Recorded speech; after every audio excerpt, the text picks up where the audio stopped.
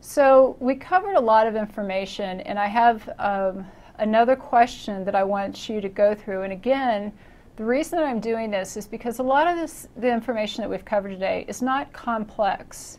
This test covers an inch deep and a mile wide, so it's not overly complex, but the questions are going to be tricky. So take a minute, go through this question, and figure out what you think the right answer is.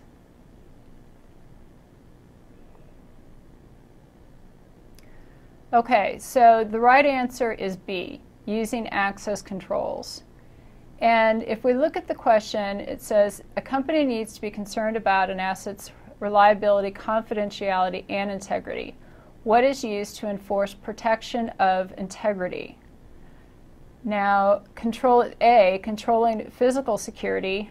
Well, there could be digital things that affect the integrity. So physical security isn't enough. C talks about enforcing the rules of confidentiality, which is not integrity. D is talking about logical security, which is technical. The exam actually uses, and the industry use, logical and technical interchangeably. So D just talks about technical. And remember, we have administrative, physical, and technical controls.